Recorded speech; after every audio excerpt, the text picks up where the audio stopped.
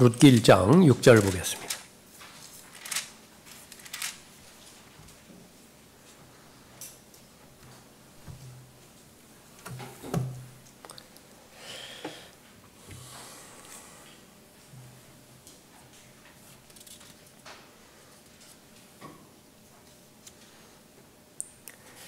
룻기 1장에는 세 여인이 나오는데 모두가 다 과부이죠. 나오미가 나와 있고 그 다음에 두 며느리가 나와 있는데 룻과 다른 그 며느리는 오르파입니다. 오르파의 그 세 인물을 통해서 우리에게 주시는 많은 교훈들이 있는데 그 교훈 가운데서 오늘 바로 오르파의 자세와 태도, 하나님을 향하는 태도, 그것은 고백에는 아무 문제가 없는데 거기에는 위선적인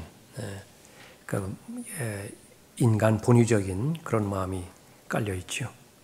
그래서 시어머니 나오미와 입맞춤을 하는데 그 입맞춤에는 영적인 내면을 들여봤을 때 위선적인 입맞춤이라고 하는 것을 볼 수 있습니다. 자, 그런 관점에서 6절부터 14절까지 읽어보겠습니다. 그 후 그녀가 두 며느리와 함께 일어나 모압 지방으로부터 돌아오려 하였으니 이는 주께서 어떻게 그분의 백성을 찾아보시어 그들에게 양식을 주셨는지를 그녀가 모압 지방에서 들었습니다. 그러므로 그녀는 자기가 거하던 곳에서 그녀의 두 며느리와 함께 떠나 유다 땅으로 돌아가려고 길을 갔더라. 그때 나오미가 그녀의 두 며느리에게 말하기를 가라. 너희는 각자 자기 어머니의 집으로 돌아가라. 너희가 죽은 자들과 나를 대한 것 같이 주께서 너희를 선대하시기를 원하노라. 주께서 너희 각자가 자기 남편의 집에서 평안함을 얻도록 허락하시기를 원하노라 하고 그네가 며느리들에게 입맞추니 그들이 소리 높여 울더라. 그들이 나오미에게 말하기를 우리가 반드시 어머니와 함께 어머니의 백성에게로 돌아가겠나이다 하니 나오미가 말하기를 내 딸들아 돌아가라. 어찌하여 너희가 나와 함께 가려 하느냐. 내 태에 아직도 아들들이 더 있어 너희 남편이 되겠느냐. 내 딸들아 돌이켜 너희 길을 가라. 나는 너무 늙어서 남편을 둘 수 없도다. 설령 내게 소망이 있어 오늘 밤에 남편을 두어 아들들을 배웠다 하더라도 너희가 그들이 자랄 때까지 그들을 위하여 기다리겠느냐. 너희가 그들로 인하여 남편 얻는 것을 그만두겠느냐.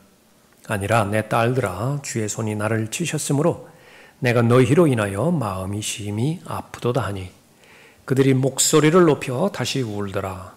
오르파는 시어머니에게 입맞추었으나 룻은 그녀에게 붙는지라.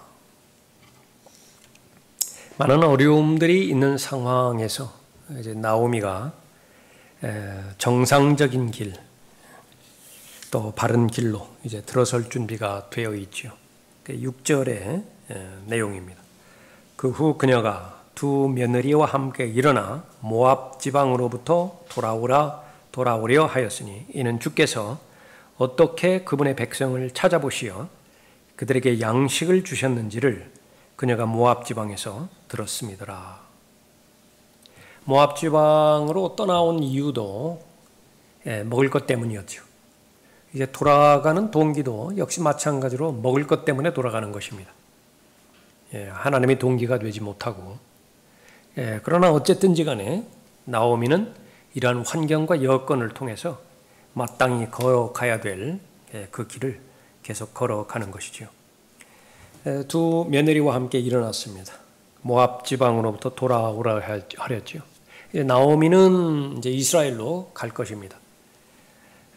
그런데 여기 며느리들은 이제 집으로 돌아가라고 그러죠. 그런데 어디까지 가느냐 그러면 이게 경계까지 가는 거예요. 모압과 이스라엘의 경계에 있을 거 아니겠습니까? 말하자면 두 며느리가 모압으로 간다라고 한다면 시어머니를 이제 배웅하는 그런 차원이겠죠. 그 경계까지 가는 동안에도 꽤 시간이 걸렸겠죠. 그 당시 상황으로 봤을 때 얼마나 마음이 착잡했겠어요. 그 부분들을 오늘 읽은 본문에서 충분히 읽을 수가 있을 것입니다. 자, 하나님의 인도하심, 이것은 무한합니다. 하나님의 뜻을 보여주시는 방법, 1차적으로 하나님의 말씀을 통해서 보여주지만은 환경과 여건을 통해서 보여주시기도 하고요. 사람의 양심을 통해서 보여주시기도 하고, 때로는 강박관념이 상당히 중요한 역할을 하기도 합니다. 그것을 잊어버렸는데 계속 그 생각이 나는 거예요. 모든 것이 다 하나님의 뜻으로 연결될 수는 없지만은 방법 가운데 하나예요. 그 가운데 하나가 여기에서 나와 있는 바로 육신적인 동기로 하나님을 만나고 하나님과 교제하기를 바라는 거죠. 어떻게 보면 거의 대부분 처음에 예수 그리스도를 개인의 구주로 믿고자 했을 때에 이 육신적인 동기가 상당히 많은 작용을 그렇게 하죠. 건강상의 문제가 있어서 여러 가지로 알아보다가 예수님 만나는 복음을 들어보기도 하고요. 또 자신의 진로 문제라든지 아니면 인간관계라든지 모든 부분들이 바로 육신적인 그 일들을 근거로 해서, 사건을 근거로 해서 그렇게 하나님을 만날 수가 있는 것입니다. 하나님께서는 우리가 육신적이고 물질적인 존재라고 하는 사실을 잘 알고 계십니다. 그렇기 때문에 무시하지 않아요. 우리가 기도할 때에도 역시 마찬가지입니다. 기도할 때도 가장 많은 부분들을 차지하는 것이 먹을 것과 입을 것이에요. 실제로는. 그러니까 그런 기도를 하는 것은 필요가 있을 때에 마땅히 기도를 해야 되고요. 그러니까 기도 안 하면 안 돼요. 기도해야 되고, 그 기도하는 그 마음의 심정이 얼마만큼 간절한 것인가를 하나님께서는 알고 계세요. 그렇기 때문에 열심히 기도해야 됩니다. 간절하게 기도해야 되는 것이에요. 그런데 그 기도라고 하는 것은 처음에는 물질적인 것과 육신적인 필요를 위해서 간구를 했지만은, 그러나 그런 그 부분에 대해서 응답을 받지요. 응답에는 이제 두 가지가 있는 것을 우리가 잘 알고 있습니다. 그 응답을 해결해 주실 때에 우리의 뜻대로 해결해 주시기도 하고, 아니면 또 다른 길을 보여주시는 것이죠. 둘 다 응답입니다. 그러나 그 모든 부분들을 통해서 한 단계 더 높은 부분의 응답을 보여주시는 것인데, 그것은 하나님의 뜻을 깨닫게 해주시는 것입니다. 하나님의 뜻을 알게 해주시는 것입니다. 그 두 가지가 있어야 돼요. 두 가지가. 우리가 고난을 당할 때 처음에는 그 고난을 빨리 해결해 주시도록 기도해야 됩니다. 기도하지 않으면 안 돼요. 마귀가 공격하는 것은, 또 육신이 계속해서 충동질하는 것은 본인이 해결하는 것이에요. 본인이 꼭 참고 본인의 능력으로 이걸 계속해서 해결해 나가라고 하는 것이죠. 첫 번째는 하나님 앞에 아뢰는 거예요. 하나님의 뜻이 어디에 있는지 모릅니다. 그러니까 일일이 모든 부분들을 다 아뢰는 거예요. 지금 상황을 다 보고해 드리는 것입니다. 하나도 빼먹지 않고. 거기에는 마음의 정서의 상태까지 다 포함이 됩니다. 제가 많이 화가 납니다. 지금 내가 많이 주눅이 들었습니다. 지금 내가 포기하고 싶습니다. 그러니까 이 부분까지 다 말씀을 드리세요. 그렇게 그 처음 단계이고요. 그 다음에 이제 성경적인 방법 가운데서, 내가 알고 있는 지식 가운데서 이 고난과 역경을 극복하기 위해서는 반드시 지혜가 필요하죠. 그러니까 더 구체적으로 기도할 수 있습니다. 이 어려운 직면의 과제를, 사건을 해결하기 위해서는 저는 지혜가 필요합니다. 그러니까 그 말도 하나님 앞에 아뢰는 거예요. 그러니까 지혜를 주십시오. 그러니까 그것이 동기가 되고, 그 지혜를 얻을 목적으로 설교도 듣고 성경도 읽고 묵상하고 다른 책들도 본다라고 하면은 아주 가깝게 이제 하나님께서 해결해 주시는 것입니다. 그리고 나서 그 다음 단계, 전체적인 면에서는 이 고난은 반드시 나에게 유익이 되어야 됩니다. 그러니까 교훈을 얻어야 된다고 말이죠. 영적인 교훈. 그러니까 사건들은 개별적이고 아주 독특하고 제한적인 그런 그 사건들이지만, 그 배경에 묻어있는 교훈은 일관된다고요. 그 원리를, 삶의 원리를 내가 얻게 되어지는 거죠. 그러니까 그런 모든 부분들을 다 사용하실 수 있는 분이 바로 하나님이세요. 그렇기 때문에 어떤 사람이 너무 육신적이라든지 아니면 너무 물질 지향적이라든지 그 부분에서 잘 알지 못하는 상태에서 정죄해서는 안 되는 것입니다. 성도들의 기도를 다 들어주시는 거예요. 그러니까 하나님께서는 나오미의 그런 동기가 바로 잡혀지기 위해서 바로 물질적이고 육신적인 요소를 사용하신 것입니다. 거기에 나와 있는 내용이 그것이죠. 때로는 하나님께서 잘못된 것을 바로잡기 위해 육신적인 동기에 호소하신다. 육신적인 기회들을 마련해 주신다라고 하는 그 부분입니다. 한 예가 아버지를 떠난 탕자예요. 둘째 아들이죠. 필요한 것이 있어서 떠났습니다. 나오미는. 필요가 채워지지 않아서 떠났죠. 그러나 이 탕자는 뭐냐고 말해요. 뭐가 필요하죠? 하나 있었어요. 그 죄가 필요해요. 죄가. 이 부분은 가장 열악한 상태입니다.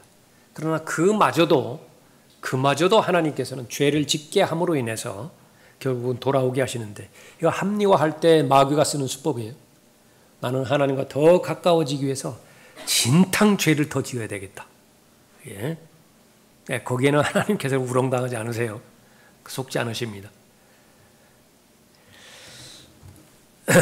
제일 필요할 때에 사람에게 제일 필요한 것은 나오미가 경험했던 것처럼 먹을 것이지요. 기근이 닥쳤을 때, 굶주렸을 때 인간 본성은 튀어나오게 되어 있다라고 하는 사실을 우리가 살펴봤는데 탕자 역시 마찬가지였습니다. 누가복음 15장 17절에서 그때 그가 자신을 돌아보고 말하기를 내 아버지의 많은 품꾼들은 먹을 것이 풍족하고도 남는도다. 그러니까 그 상황에서는 그것이 다예요. 어린아이에게 어머니만 있으면 우주 전체가 다 있는 거죠. 아쉬울 것이 없어요. 필요가 없다고요. 어머니만 있으면. 목마르면 젖을 빨면 되고요. 배고프면. 어머니가 안고 있다고 한다면 어떤 두려움과 공포, 그런 부분들도 안중이 없어요. 가장 안전하다고요. 그러니까 마찬가지로 굶주리고 있는 이 둘째 아들의 입장에서는 아버지 집에 있는 품꾼, 그보다 더 부러운 것이 없다. 마음껏 먹을 수 있으니까. 내 아버지의 많은 품꾼들은 먹을 것이 풍족하고도 남는도다. 그런데 나는 굶어 죽어가는도다. 언급하고 있습니다. 그래서 예수님께서 진리로 인도하실 때에 많은 비유를 쓰셨는데 그 가운데 하나가 이제 혼인잔치죠. 거기는 이제 먹을 것이 많죠. 혼인잔치 하면 신랑과 그 신부가 이제 한 몸이 되겠죠. 이건 가장 절실한 문제예요. 삶의 가장 본질적인 요소예요. 거기에 호소를 해서 진리이신 예수 그리스도를 만나게 하는 것입니다. 가장 좋은 방법은 영적인 동기를 하나님께서 주실 때에 거기에 적극적으로 반응하는 것입니다. 영적인 동기를 주실 때 적극적으로 반응하는 거예요. 그러면은 무엇이 가장 좋은 것이냐? 그러면 건강 손상당할 필요 없고요. 건강이 나빠질 필요 없어요. 그 다음에 시간 낭비할 필요 없습니다. 하나님께서 주신 많은 기회들, 그것들을 통해서 풍요로운 삶을 살 수 있는데 그 모든 부분들을 다 낭비하죠. 제일 마지막에 하나 붙잡은 거예요. 마지막 기회를 하나 붙잡았다. 그 부러워한다. 그 사실을 부러워한다. 십자가에서 죽기 전에 겨우 구원받은 강도를 부러워하는 사람들의 배경이 바로 그런 부분이지만 가장 불쌍한 사람이죠. 가장 불쌍한 사람이라. 예수 그리스도 안에 있는 자유가 무엇인지를 단 한 번도 경험해보지 못하고 누리지 못하는, 그리고 구원에 들어간 그런 사람이다라고 하는 부분입니다. 그러나 영적인 동기에 모든 사람이 반응하는 것이 아니죠. 그러면 이제 하나님께서는 육신적인 동기도 사용하실 수 있다라고 하는 그 부분입니다. 그러나 조금 전에 살펴봤던 것처럼 이 부분을 악용해서 얼마든지 육신적인 성향으로 그렇게 뛰쳐나가는 것, 그것은 하나님을 모독하는 것이다 라고 하는 부분입니다. 7절에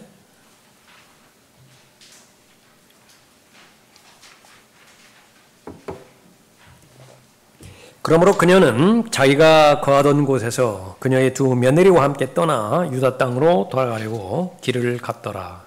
조금 전에 살펴봤던 이제 경계 지역을 향해서 가는 것이죠. 나오미는 모압을 떠나 유다로 되돌아가는데 두 며느리와 함께 간다. 최소한 경계 지역까지는 이제 같이 가는 것이죠. 그러면서 그 가운데서 이제 말을 하는 것입니다. 기근의 원인은 하나님이라고 하는 사실을 살펴봤습니다. 양식을 주는 것, 그거 역시 마찬가지로 하나님이죠. 그러니까 하나님께서 하나님의 백성에게 찾아오시는 것을 말하는 것입니다. 양식 때문에 유다를 떠난 나오미, 마찬가지로 양식 때문에 유다로 향하고 있는 것입니다. 하나님과의 관계적인 면에 있어서는 아직 아무런 진전이 없습니다. 그러나 전체적인 룻기 4장까지의 과정을 볼 때 하나님께서 선하게 인도하시는 첫 걸음이었다라고 하는 사실을 아는 것입니다. 문제가 발생되어서 하나님을 떠난 것, 그것은 성경에서 제일 직접적으로 경고하는 거죠. 아브라함에게 문제가 생겼습니다. 역시 마찬가지로 기근이었죠. 떠나면 안 돼요. 이집트로 내려가면 안 됩니다. 이집트로 내려갔다가 다시 올 때에 그 부분만 해결되는 것이 아니라 많은 문제를 안고 돌아오기 때문에 그렇습니다. 그러니까 한번 죄 가운데 빠졌다가 우리가 자백하면 너무나 분명하게 하나님과의 교제는 회복이 돼요. 교제는 회복이 됩니다. 그러나 거기에는 상처가 있다라고 하는 사실을 잊어서는 안 됩니다. 상흔이 있어요. 상흔. 그 부분이 무엇인가라고 하는 것은 사람마다 다 다른 부분이지만 죄의 흔적을 지니게 되어지는 부분이죠. 제일 무서운 것은 섬세함과 민감함을 잃어버린다라고 하는 사실입니다. 성경에서 부러워하는 마음, 또 추구하는 마음은 어린아이와 같은 마음이거든요. 단순한 마음이에요. 누가 말했으면, 엄마가 말했기 때문에 그냥 다 믿어버리는 거예요. 그 믿음이 복된 믿음인데 계속 의심을 해요. 계속 계산을 한다. 세상이 주는 음성이나 아니면 내 육신이 동기가 돼서 들려오는 음성, 또 마귀가 직접적으로 말하는 것에 대해서는 반드시 판단을 해내야 됩니다. 2번, 3번 숙고해야 돼요. 그래서 함부로 어떤 제안을 들었을 때 그 즉시에서 답을 하는 것, 그것은 별로 바람직스럽지 않습니다. 급하지 않아요. 실제로는. 알았다고, 내가 생각해 보겠다고, 기도해 보겠다고, 최소한 내일 오전까지는 내가 답을 해주겠다고. 그 당시에는 좀 그것이 부자연스러울지 모르지만 훨씬 나아요. 부자연스러운 상태를 지니는 것이 훨씬 낫다. 그리고 늦지 않는다라고 하는 사실이죠. 그러나 하나님께서 말씀하신 그 직접적인 부분에 있어서는 주저하면 안 돼요. 그것은 즉각적으로 반응을 보여야 되는 것인데, 그 죄로 갔다가 다시 돌아오는 경우에는요, 자신의 그 영적인 그 건강, 그 부분들이 약화되어 있기 때문에 그렇게 순수한 마음과 순전한 마음, 그것이 예전 같지가 않는 것입니다. 열정 역시 마찬가지죠. 죄의 삭은 사망이라 그렇게 말했을 때에, 로마서 6장 23절에서 말씀하셨을 때 그 전체 문맥은 구원받지 않은 사람이 아니라 구원받은 사람을 대상으로 해서 말한 거죠. 구원받은 사람이 죄를 지으면 사망이에요.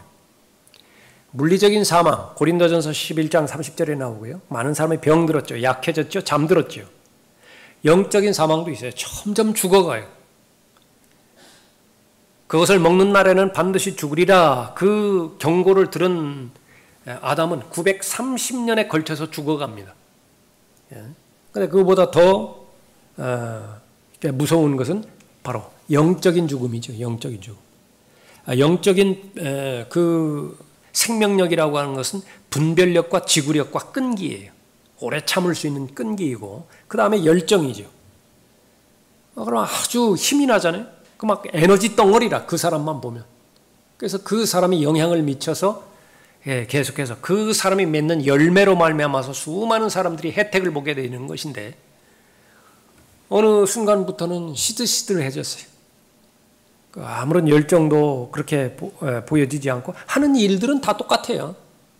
하는 일들이 문제가 있는 것은 아니에요. 하는 일들은 다 한다고요. 그러나 본인이 제일 먼저 하는 것은 그 열정이 식어져 버리는 그런 그 부분도 있죠. 그래서 하나님을 떠나는 경우는 어떤 경우도 있어서도 안 되는 부분이지만은, 하나님께서는 테스트할 목적으로, 왜냐하면 하나님의 목적은 세우는 것이니까, 하나님의 목적은 더 단단하게 만드는 것이니까, 하나님의 목적은 30개로부터 60개로 더 풍요로운 삶을 살게 하는 것이니까, 그러기 위해서는 그릇이 커져야 될 거 아니에요. 30개를 담을 수 있는 그릇과 60개를 담을 수 있는 용량이 같을 수는 없다고요. 근데 그 믿음의 그릇을 넓혀주기 위해서는 반드시 테스트의 과정이 들어간다고. 떠나지 말라는 거예요. 아브라함 보고 떠나지 말라. 여기에 베들레헴 유다 지방에 기근이 들었을 때도 역시 마찬가지죠. 하나님을 바라봐야 된다. 그래서 간절한 마음으로 하나님을 바라봐야 되는데 문제가 생겼을 때에 떠났다. 그렇게 되어지면 삶이 어려워진다라고 하는 사실을 보는데, 이게 나오미가 처한 상황, 이게 본인이 영적으로 얼마나 지금 곤고하고 어렵습니까? 그러니까 인간적으로 며느리들과 이제 헤어지는 인간적인 작별을 해야 되는 부분이죠. 영적으로 어떤 영향도 줄 수 없어요. 영적으로도 두 사람한테. 그런 부분이죠. 8절에 그때 나오미가 그녀의 두 며느리에게 말하기를 가라. 그러니까 너희는 각자 자기 어머니의 집으로 돌아가라. 너희가 죽은 자들과 나를 대한 것 같이 주께서 너희를 선대하시기를 원하노라. 아주 이 며느리는 아주 그 효부였던 것 같죠. 죽은 남편들에게도 아주 잘했고, 그 다음에 남은 시어머니에게도 그렇게 잘했어요. 그것이 아주 고마운 것입니다. 시어머니의 마음이 아주 고마워요. 두 며느리들이. 그런데 바라는 그 부분은 주께서 너희를 선대하기를 원하노라. 근데 그 선대한다라고 하는 것이 인간적인 관점에서 볼 때 모압으로 돌아가서 그 다음에 재혼을 하고 좋은 남자들 만나서 재혼하고 그 다음에 뭐 그 당시나 지금이는 이제 혼인을 했으면 이제 자녀들을 낳아야 되겠죠. 자녀들을 낳아서 보통 사람들이 정상적인 평범한 생활을 하듯 그런 삶을 그렇게 하기를 바란다. 전형적인 안정된 생활과 또 정상적인 생활을 바랬던 것입니다. 잘 되기를 그렇게 바랬던 것이죠. 9절에 주께서 너희 각자가 자기 남편의 집에서 평안함을 얻도록 하시기를 원하노라. 이것이 이제 제일 목적이었죠. 좋은 마음이에요. 평안했으면 좋겠어. 지금까지 고생만 했는데 시어머니 때문에 이제는 너희 각자의 인생을 찾아서 그렇게 잘 살라 말했던 거죠. 그녀가 며느리들에게 입맞추니 그들이 소리 높여 울더라. 10절에 그들이 나오미에게 말하기를 우리가 반드시 어머니와 함께 어머니의 백성에게로 돌아가겠나이다 하니. 동방예의라고 하죠. 동방예의. 동방은 뭐죠? 동방? 그러니까 여기 사람들이에요. 동쪽 사람들이라 동쪽 사람. 우리나라도 포함이 되어지지만 거기에서 일반적으로 유지되어져 있는 그 예의, 그것은 뭐냐면 며느리는 시어머니와 같은 운명이라. 시어머니가 가는 곳에 그냥 따라가는 거예요. 그래서 그런 맥락에서 출가 외인이라고 하는 말이 그렇게 적용되어질 수 있겠지요. 그러니까 여기도 마찬가지예요. 그런 맥락에서 고백을 하는 거예요. 어머니가 어디 가든지 나도 함께 가겠습니다. 그런데 이 고백을 했는데 한 사람은 진실로 고백을 했지만은 한 사람은 이거는 속마음은 그렇지 않다라고 하는 것이 바로 다음에 나오는 것입니다.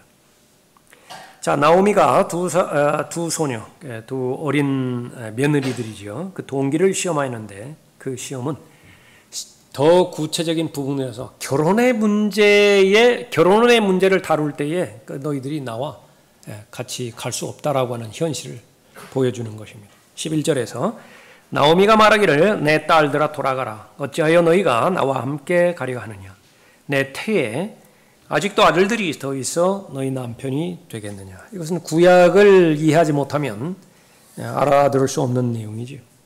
이것은 모세의 율법의 명령으로 나와 있는 것인데 이것은 바로 그 형제들이 그 유업을 이어받게 하는 그런 내용들이죠. 신명기 25장 5절 형제들이 함께 거하였는데 그 중에 한 명이 죽고 자식이 없으면 죽은 자의 아내는 나가서 타인에게 혼인하지 말 것이요 그녀의 남편의 형제가 그녀에게로 들어가서 그가 그녀를 아내로 삼아 그녀에게 남편의 형제된 의무를 이행할 것이니라.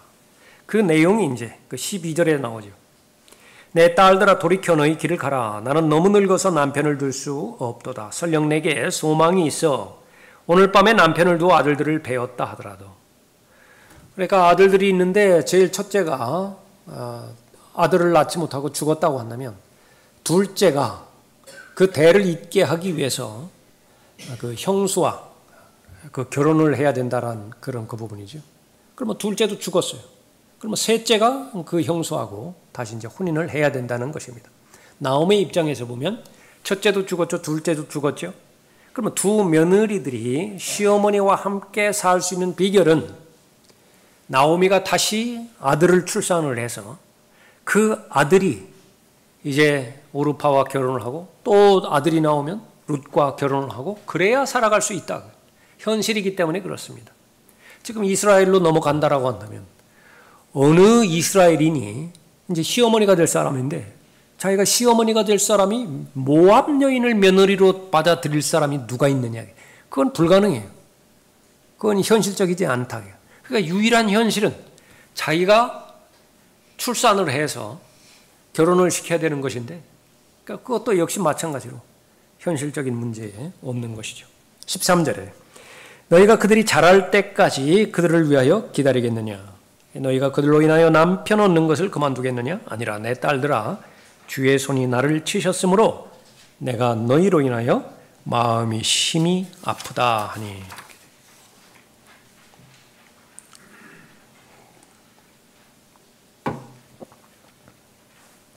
친족 구속주라고 그렇게 했지요.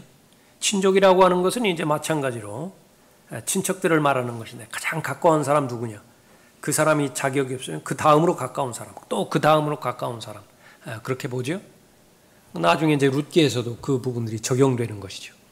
구속주, redeemer 이 부분들은 이제 다시 되사오는 것을 말하는 것인데 지키는 것을 말하는 거죠. 내용을 보면 유업은 아버지로부터 아들로 이어지는데 이는 하나님께서 유대인들에게 주신 땅을 가족별로 지키게 하기 위함이다. 각 지파별로 다 나눠줬고요. 지파 중에서도 각 가족별로 또 다 나누어줬죠. 만일 어떤 남자가 죽었는데 자식이 없다면 그의 형제나 가장 가까운 친척이 그 과부와 결혼하여 그녀를 통해 자녀를 낳아 유업이 그 가족에 머무르게 하는 것이다. 죽은 남편의 재산을 소유한 그 과부가 다른 사람과 재혼하여 유업이 다른 가족으로 이동하지 못하게 하고자 하는 것이다. 멀게는 다른 가족, 가깝게는 다른 가족으로 혼인하면 다른 가족으로 넘어가는 것이고요. 멀게는 지파가 달라요. 뭐 유다 지파 그 과부가 베냐민 지파 남자하고 그 혼인을 했다. 그냥 베냐민 지파로 넘어가 버린다. 그러니까 그것을 방지하기 위함이다라고 하는 거죠. 예를 들어서 유다의 맏아들 엘이 있었죠. 엘. 이 엘이 타말과 결혼을 했는데 아이를 낳기 전에 하나님께서 그를 죽이셨어요. 죄 때문에. 그 다음 아들이 있는데 그 다음 아들이 형제의 의무를 거부해버렸어요. 나는 형수하고 결혼하지 않겠어. 하나님께서 그것을 원인으로 해서 죽이셨습니다. 셋째 아들이 있습니다. 또 다른 아들이 있는데 결혼하기 너무 어려워요. 타말과 결혼할 수 없죠. 그 다음에 이제 부탁을 합니다. 그 며느리에게. 결혼할 시기가 될 때까지 기다리라고 그러죠. 기다립니다. 기다리는데 그 시기가 됐음에도 불구하고 아무 소식도 없죠. 그렇게 창세기가 이어져 나가죠. 창세기 38장 그 이후에서 그 부분이 나오는 것입니다. 자, 본문의 나오미에게 있어서 다른 점은 그녀에게는 더 이상 이 두 여인들에게 줄 아들들이 없고 더 이상 아들을 낳을 수 있다는 기대도 없다는 것이다. 예. 타말의 경우하고는 다르다고 말해요. 타말은 이제 그 혼인할 남자가 계속 있죠. 시동생들이 계속 있으니까. 그러나 이 룻에게는 그런 이제 이 며느리들에게는 그런 대상이 없는 것이죠. 출산을 해야 되는데 남자가 있어야 출산을 하죠. 나오미도 2중 3중으로 어려운 상황입니다. 설령 아들을 낳는다 하더라도 실제로 최소한 13년을 기다려야 된다. 이거 유대 법에 근거한 나이입니다. 그래도 어림도 없죠. 13살이 뭘 결혼을 하겠어요. 그러니까 13년을 기다려야 되는데 그때가 되면 이 며느리들은 30대나 40대가 될 것이다. 오늘날 뭐 30대, 40대 출산 뭐 그렇게 일반화되고 뭐 평범하게 됐는지 모르지만 이 당시에는 어림도 없는 일이죠. 그렇게 그런 어려움이 있는 것입니다.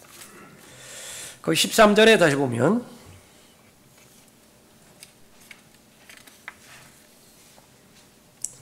너희가 그들이 자랄 때까지 그들을 위하여 기다리겠느냐? 너희가 그들로 인하여 남편 얻는 것을 그만두겠느냐? 아니라 내 딸들아, 주의 손이 나를 치셨으므로 내가 너희로 인하여 마음이 심히 아프다.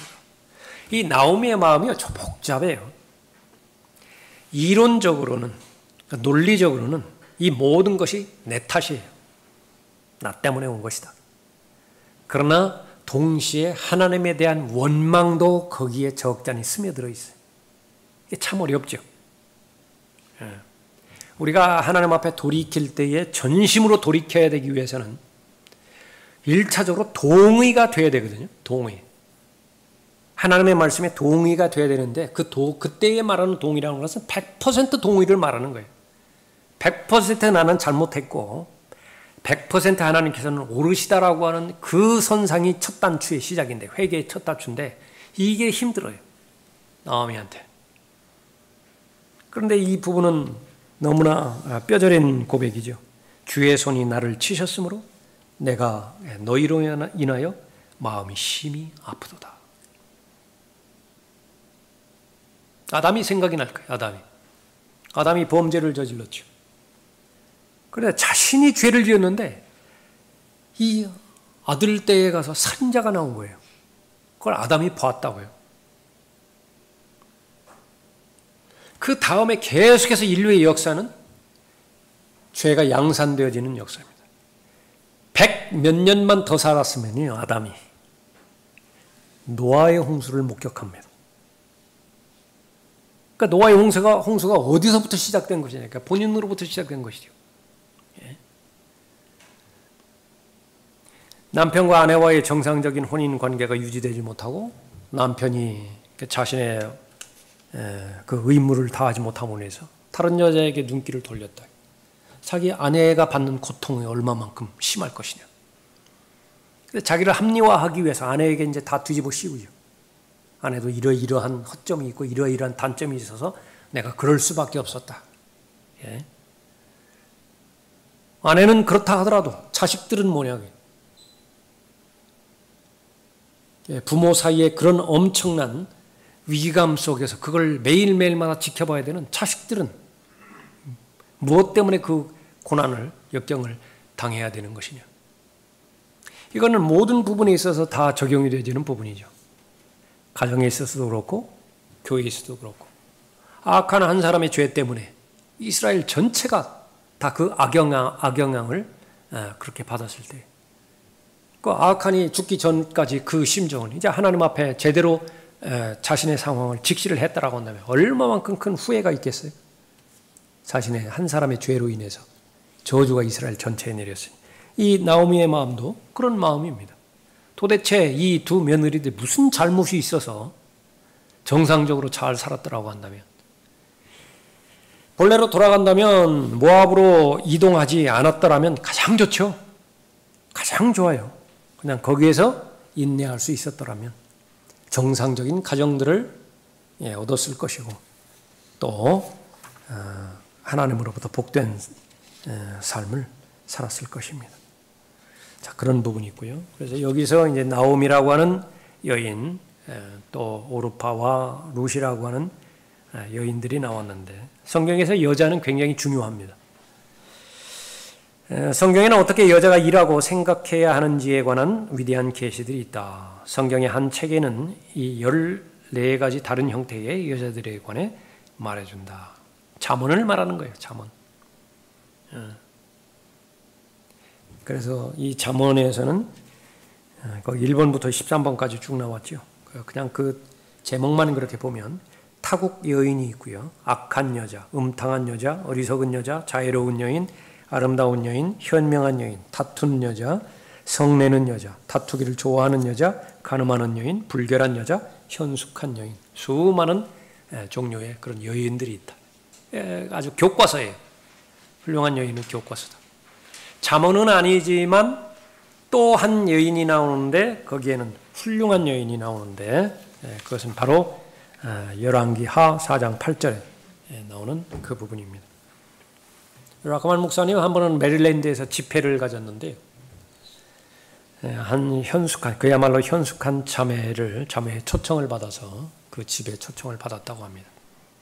남편으로부터 이야기를 들었는데 그 아내가 결혼할 때 30이 되기 전까지는 결혼하지 않겠다라고 하는 말을 자신의 신조로 삼았대요. 그 이유에 대해서 물어봤습니다. 내가 볼 때 자매님은 아주 훌륭하고 또 남자들 보기에 매력적이고 그렇게 되는데 왜 30이 될 때까지 결혼을 미루었습니까? 자기가 본 경험을 얘기를 했는데 자기 친구들, 고등학교 친구들, 대학교 친구들 어린 나이에서 그 쉽게 결혼하는 사람들을 많이 봤다라고 하는 것이 17살, 18살 막 여기서부터 결혼하기 시작해가지고 5년을 버티는 친구가 없더래요. 다 어려움 당하고 그렇게 했다라고 합니다. 그래서 자신은 하나님 앞에 작정하기를 30살까지는 내가 하나님 말씀에 집중하고 전념해서 내가 바로 정상적인 믿음을 소유하기를 바랍니다. 그 이후로 계속해서 노처녀로 사는 그 현실이라고 한다면 그렇게 살겠습니다. 그러나 그 이후에 하나님께서 합당한 배우자를 주신다고 한다면 결혼하겠습니다. 30이 됐고요. 그 다음에 본 남편을 그렇게 만나게 됐습니다. 아주 훌륭하고 모본이 이루어지는 그런 가정을 본 것입니다. 이 부분과 아울러서 여기 이제 그 결혼들이 나오고 그렇게 되죠. 우리에게도 그대로 적용되어집니다. 성경에서는 결혼에 대해서 양면성을 언급하고 있죠. 하나는 복이고 하나는 어려움이에요. 준비되지 않은 결혼, 그것은 많은 어려움을 줍니다. 차라리 결혼하지 않고 미혼으로 살기를 권해요. 준비되지 않은 배우자를 만난다. 그런데 급하다고요. 무엇이 급하죠? 현실적으로 나이가 계속해서 기준이 돼서 오고요. 또 그 주변의 상황이 계속 그것을 독촉할 수 있어요. 결혼해야지. 언제 결혼할 거냐. 결혼은 내가 하는 거예요. 그러니까 내가 뜻을 세워야 됩니다. 그렇게 해서 제일 먼저 조금 전에 살펴봤던 이 여인의 마음의 자세와 태도, 그럼 우리가 충분히 읽을 수 있죠. 그러니까 내가 잘 준비되고 믿음이 연단됐을 때에 그 결혼이라고 하는 그 영역에서 하나님의 뜻을 기다리겠다라고 하는 그런 부분입니다. 일찍 결혼해도 좋고요. 준비만 돼 있으면 돼요. 30대에 결혼하고 40대에 결혼하고 아무 이상 없어요. 괜찮습니다. 50에 결혼해도 아무 상관이 없어요. 근데 내가 기도하는 사람이고 내가 하나님의 말씀과 동행하는 사람이었을 때요. 그냥 미혼으로 일생을 살았다. 좋아요. 좋습니다. 그래서 제일 많이 강조되어지는 그런 부분들이 내가 올바른 믿음을 소유했느냐라고 하는 것이에요. 그럼 그 사람을 아낀다고요. 그래서 이건 모든 부모의 심정도 마찬가지예요. 목자의 심정도 마찬가지입니다. 내가 아끼는 자매가 있다. 아끼는 딸이 있다. 그런데 별스럽지 않은 남자하고 그렇게 시간이 막 다 됐다고 해서 그렇게 촉박하게 결혼하기를 바라지 않아요. 그 제일 좋은 방법은 만족하며 살아가야 될 거 아니겠어요? 행복하게 살아야 된다. 그것 때문에 계속해서 고생할 필요는 없는 그런 그 부분입니다. 그런 그 부분들도 잘 적용을 해서. 그러나 이게 결혼하면은 이것도 짐으로 다가오고 이것도 짐으로 다가오고 그래서 회피형으로 계속해서 미혼으로 남겠다, 싱글로 남겠다. 그런 것도 또 다른 극단이에요. 결혼 자체가 나에게는 짐스럽다. 이런 것도 결코 바람직스럽지 않은 부분입니다. 그래서 인생에 있어서 결혼이 이렇게 중요한 영역이라고 한다면 그만큼 심각하고 진중하게 하나님 앞에 뜻을 아뢰고 또 자신의 결혼에 대한 자신의 뜻을 결정할 수 있어야 되겠죠. 그것은 아주 중요한 것입니다. 자, 거기 14절 그 이전에 그 설명해 보면 나오미가 오르파를 결혼으로 시험할 때 오르파는 현실을 직시하고 뒷걸음쳤다. 나오미는 그 며느리들이 원하는 것을 알고 있다. 보통 사람들처럼 결혼하여 자녀를 낳는 것이다. 오르파는 나오미가 자신의 결혼에 관한 어떤 기도도 줄 수 없다는 사실을 알았다. 그래서 집으로 돌아간다. 14절에 보면 그들이 목소리를 높여 다시 울더라. 오르파는 시어머니에게 입맞추었으나 룻은 그녀에게 붙는지라. 두 며느리가 울었는데 그 운 배경, 동기, 그것은 서로 다른 것이죠. 오르파는 이제 서러워서 운 거예요. 정들었던 시어머니하고 이제 떠나야 되죠. 그래서 이제 운 것이고요. 그녀가 운 것은 떠날 계획을 세움으로 다시는 시어머니를 볼 수 없기 때문이었다. 근데 룻도 울었는데 룻은 왜 울었는 것이냐? 시어머니가 자신을 떼어보내려고 그래요. 자꾸 분리시키려고 그런다. 그걸 원하지 않는 거예요. 지금 현재도 마찬가지고 죽음에 이르는 순간까지 시어머니와 같이 가겠습니다. 같은 운명에 참여하겠습니다. 그런데 자꾸 시어머니가 그걸 떼어놓으려고 그러니까 그것이 동기가 되어서 또 울기도 했습니다. 여기서 이제 입맞춤에 관련돼서 간략하게 나오죠. 입맞춤에, 성경에 나오는 입맞춤 여러 가지가 있습니다. 사랑하는 사람들 사이에 감정적인 에로틱한 입맞춤이 있죠. 바울은 거룩한 입맞춤에 대해서 말하고 있습니다. 그리스도인들 사이에 있게 되어지는 거룩한 입맞춤입니다. 로마서 16장, 고린도서 16장, 고린도후서 13장, 데살로니가전서 5장. 가족 간의 입맞춤도 있고요. 예수 그리스도께서 재림하셔서 이제 천년 왕국 때에 이 땅을 의로 통치할 때에 많은 통치자들이 있겠죠. 그 많은 통치자들이 예수 그리스도께 입맞춤을 해야 됩니다. 이것이 시편 2편 12절에 나오는 부분이에요. 여기에서 오르파가 시어머니에게 하는 입맞춤, 이것은 마음의 동기를 숨기고 하는 그런 입맞춤이겠죠. 위선적인 입맞춤인데 그 한 예가 겟세마네 동산에서 유다 이스카리옷이 예수 그리스도께 했던 입맞춤입니다. 겉으로 드러나지 않아요. 동기를 숨긴 채 하는 입맞춤이다. 그러니까 더 심하면 악어의 눈물일 수 있어요. 고백만 한다고요. 고백만. 그래서 자신이 행하는 모든 행동거지 여기는 흠이 없어요. 아주 점이 없다. 아주 매끈한 신사예요. 그런데 자신의 마음 가운데서는 그 어떤 하나님의 것에 대한 관심도 없고 열정도 없다. 예. 여자들도 마찬가지고요. 모든 사람에 대해서 아주 선대하게 대하고 만나는 사람마다 상냥하게 대하고 그러지만 집에 들어가서는 다른 사람으로 그렇게 변해버린다. 그러니까 그 수많은 그 부분들에 거기에 위선이라고 하는 가장한 그런 그 삶을 덮어쓰고 살아가는 것인데, 그러니까 성경에서는 이 부분들에 대해서 그냥 그 실체를 드러내는 것입니다. 믿음이 성장하고 성숙하면서 바로 우리는 더 신실한 사람으로 입증이 되어지는 것인데, 세 가지가 있어요. 세 가지. 마음부터 시작하죠. 마음이 가득한 것을 입 밖으로 낼 수밖에 없어요. 그 꾹 참는 데는 이 한두 번이에요. 우리가 왜 하나님의 말씀을 계속 들어야 되는 것이냐. 그 마음에 들은 하나님의 말씀으로 가득 채워야 되기 때문에 그래요. 가득 채워야 된다. 예, 어떤 그림에 그게 나오더라고요. 유리 투명한 병인데 여기에 불순물이 막 계속 있어요. 계속 담겨져 있다. 이 불순물을 해결할 수 있는 방법, 핀세트로 그걸 하나씩 계속 뽑아내요. 계속 뽑아낸다. 어제보다는 많이 줄었을 것이지만 여전히 남아있어요. 죽을 때까지 해결이 안 돼요. 예, 그런데 여기에다가 큰 그 비커에다가 물을 계속 들이붓더라. 예. 예, 그러고 보니까 이게 콸콸콸콸 넘쳐가지고서 나중에서 보니까 그건 자연스럽게 불순물은 다 없어져 버려요. 그 새로운 물로 채워지는 것이라.